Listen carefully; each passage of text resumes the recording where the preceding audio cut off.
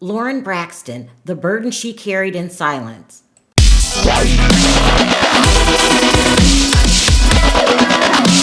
Part two of this series that I'm doing.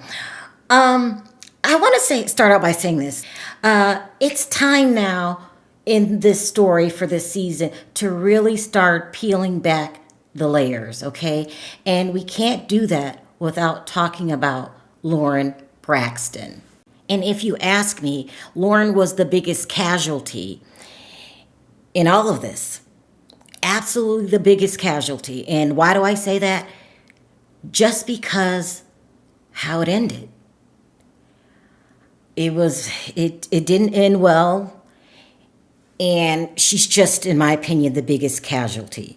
Ashley and Tamar, because they are the only two in that big family that are willing to deal with the truth, that are willing to take a look at themselves. The only two.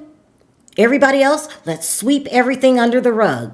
Also, Ashley said in one of her videos is that her unaliving, she felt like no one cared. She felt like no one cared. By telling the story, Ashley, I feel like you'll realize that you might not have known it at the time that you made that statement, but once you went public, now everybody cares. And her death will not be in vain. So Ashley was born September 19th, 1992, followed by her younger sister, Lauren, who they call Lolo Braxton, on May 9th, 1994. These two are just 2 years apart. This is the same for me and my sister. We are just 2 years apart. And when you are that close in age, you go through everything together. And sometimes it feels like you're twins. It does not feel like there's a 2-year big age gap. It almost feels like you guys are twins. And that was the same for this family. These two were born into a chaotic, horrific, violent situation. Michael Jr. had absolutely no problem with putting his hands on women and children. And according to Ashley, her father took advantage of both of them, both Lauren and Ashley, in any and every way possible. And we know that at some point when the girls were still young, that their mother left. She left them with the father and had him take her name off the birth certificates. And we know that she said that he put her life through hell. And she didn't want anything else to do with Michael, her children, or the Braxton family as a whole. She felt that the Braxtons were overbearing, including and especially the mother. We know that she moved on and didn't look back, had 3 more children, and really has not looked back. We know the reason why, but that's not my story to tell. And we also know that she was an African American woman. And I believe that Ashley will share that story with you one day. Not now, because she's under a gag order, okay? A self-gag order put on her from her father. You know, since Ashley has been sharing some of her stories, some. She didn't share all the stories with you guys. When she started sharing some of her story with you guys, do you guys realize that the internet has been scrubbed? Okay, the videos have been taken down. People's pictures have been taken down. You know, if Ashley ever just came forward and told the truth, a lot of adults would look like the failures that they are.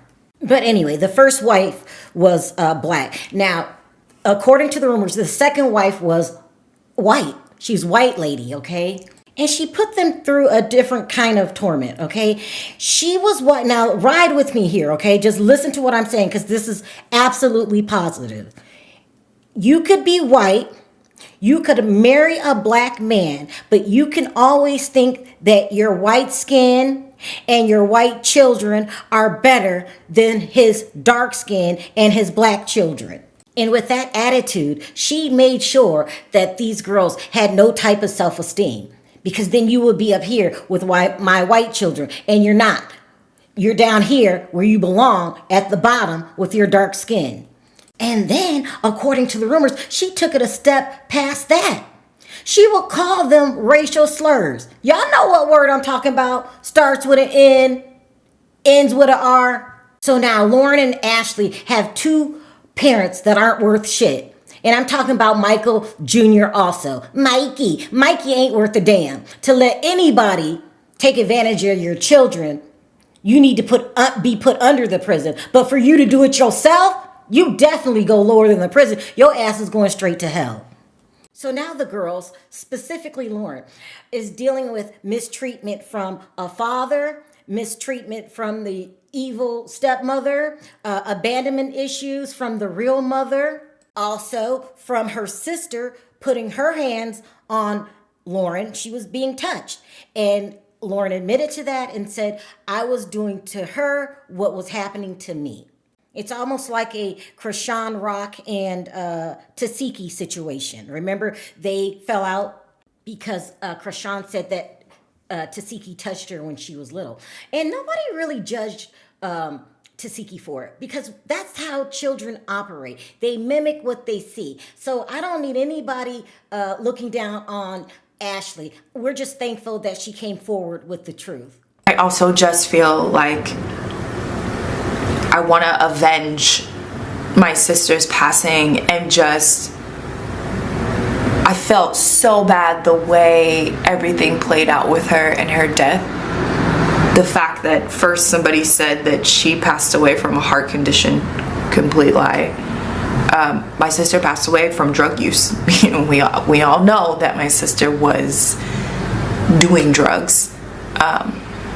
But there was a reason why she was doing drugs. And so the fact that no one was able to like look at this girl and have compassion for her and understand why she was doing, I just felt like my sister's death was just so like, meh, nobody cares.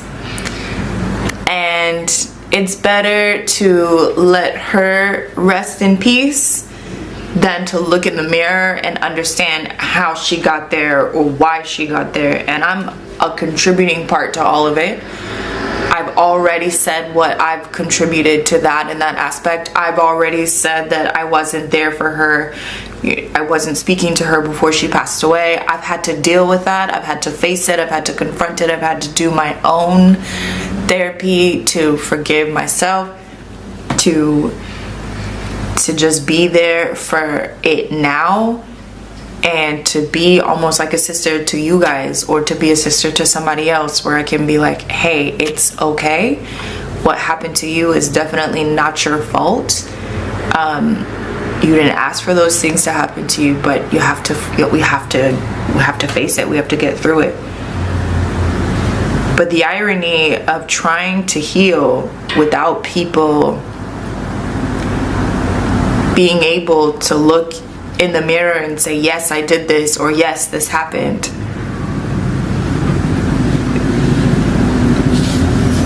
It just can't exist in my life anymore. It's too much. It's psychotic in terms of how I like to look at my life in a very realistic way, and not always praised for it. I'm not always liked for it, and that's fine. But I will never keep a secret and carry it on my back so that you can live your life and I have to live in weird misery and pain. Now, I already said that I think Mikey or Michael Jr., whatever you call him, was the person touching them. But I never said that he was the only one. I said I felt that he did it also, okay? And not only that, every adult in their life, I believe, failed them miserably. Because we heard the rumors that everybody knew. Everybody knew in that family what was going on. And without a doubt, at some point, Lauren felt that she couldn't trust Ashley either, because you're doing the same things to me. So Lauren was going through a living hell. And her only form of relief was Tracy Braxton and her family. Lauren, who they call Lola, was extremely close to Kevin Jr. Tracy has said before, she's not my niece, she's my daughter. That's how much Tracy loved her. And even though she was close to Tracy's family, that didn't alleviate the burden she was carrying on her back, all the secrets that she had to keep. Ashley also pointed out at one point, Lauren asked her to stay where they were living in Maryland so they can deal with this together. And Lauren was like, no, I gotta go. I gotta get out of here. Ashley felt like, no, I gotta get out of here because she was going to lose her mind also. It's a big burden that you have to deal with if you've been touched in your childhood, if you've been mistreated in your childhood. It's a big burden that some people can never overcome. And I believe this is the reason Lauren turned to the drugs. We also heard Ashley say in that video that somebody said that her death was because of a heart problem. Now, she's talking about the dad. On the day that they found out that Lauren was no longer with us, TMZ called the father, okay, and asked what happened. That's what they do. It's part of the job. Remember I said part of being a blogger, you have to become an investigator. So they called, they wanted to know what was the reason, what was the cause of death. And the father said that she had a heart condition. And she had a heart condition that she had been dealing with her whole life. You know why he told that bold-faced lie, if you ask me? He didn't want anybody looking into Lauren's background, because we might find out what we're finding out today. He actually lied and said, hey, she had a heart condition. He knew damn well she didn't have a heart condition. That first somebody said that she passed away from a heart condition. Complete lie. My sister passed away from drug use. Can you imagine how that conversation would have went if he told them the truth? She suffers from depression. TMZ would have been like, well, why was she depressed? What happened to her? It would have took one question for them to dig into that. I'm 110% positive. I'm a blogger. I know how we operate. Well, what did you do to her to make her depressed? You'll go ahead, tell his lie, and they would have hung up the phone and said, okay, thank you very much. And with the pen still in his hand, Harvey would have turned to Charles and say, we got a story here. We got to get to the bottom of why she was so depressed. And then they would have called the coroner's office. And the coroner's office would say, we're not sure if this is an overdose or a self-unaliving. Do you guys hear what I just said? Or a self-unaliving. The correct word starts with an S. Yes, according to the rumors, the medical examiner was undecisive of what to put on the death certificate. They weren't sure to go with a unaliving or an overdose, eventually going with the overdose. But it was a topic in the office. And let me tell you what I think. I think that when she passed away, yes, the family was upset. Tracy was devastated. But her closest ally, Kevin Jr., he was gutted, people. He was gutted. Not even realizing that he has to go through this again a few years later when his mother passes away. This is what Kevin Jr. posted when he lost his best friend, his sister, his, ride or die. He said, I've lost friends, aunts, uncles, but this one hit different, people. Telling me time heals all, but time isn't going fast enough because it still hurts every day you're supposed to be here with BK and me. Making memories. People also telling me I don't need to be there for you. But one thing about me and you, I always had your back. Ooh, child. And it isn't going to change. Look at them. They're miserable. Not everything is golden. We all messed up. He's talking about that family. He knew exactly what Lolo, that's what he called her, was going through. And if you look at his IG, you know who's posted all throughout his IG?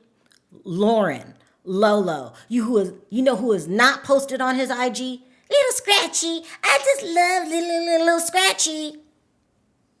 There is not one posting of Tawanda's lying ass, okay? She's not on there. And why should she? I don't know if he never posted her or he took the postings down when he found out that she was the leader and the prime suspect of having him not come back to the show. Never. I don't know what came in order first, but all I know is, girl, you act like he's the apple of your eye and you love him so much. Girl, no, you do not. You do not.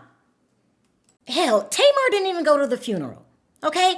I didn't say Tamar was perfect. I said I like the fact that she's trying to do better. But she was just as gutter as them sisters at one time.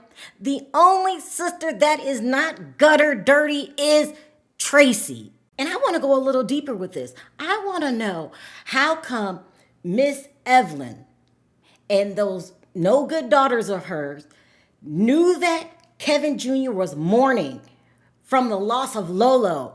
He was broken. And now his mother, and y'all sent him on that stage alone by himself to confront the public? You didn't care about how he was feeling in his weakest moments? It was more important for you to get back at the dad, all you sorry no good sisters, to get back at the dad, Kevin Sr., than it was to support Kevin Jr. I don't know how y'all sleep at night. We want to present you with the urn containing your mom's remains. And the reason it's important is because, we want you to have something, a keepsake to remember her by. And we want to thank you as a family once again. It's a really critical thing when a family's lost someone that was monumental as Tracy, right? And we just pray that our service today and that our service to you as a family and all this celebration and all these tributes help make you smile and make this transition easier, okay? So can we give it up once again for the family? Come on, make some noise once again. And I think you all are going to share some remarks and some thoughts at this time. So feel free. We can do that now. Check. I want to thank everybody, first and foremost, for just celebrating with us. Tracy was my everything. She was my, I would say dream girl. I would say my 42. I would say my love in basketball. I would say, I'd say my Tammy Faye. They had a unique, and she just was all of it. So to hear everything that was said today just magnifies the life that we lived. And that's what we wanted to, put out there. Tracy was in my life more than many. And what I mean by that, for 29 years, we was together. I don't really have much to say. My mother was my best friend. I loved her. I miss her. When my mother told me she had cancer, the first thing she said was, "Okay, I'm gonna beat this. I'm gonna beat this." All right, Ma, that's cool. And I was at work when I found out the news. So, all right, Ma. Then the last time I talked to her about her being sick, I said, "Mom, you already won. You already won, Ma. Like, you don't need to fight no more. It's okay." Can you imagine being the one that has to tell your mother it's okay to let go? I've heard this before. Have you ever heard of someone staying alive until they see a certain person?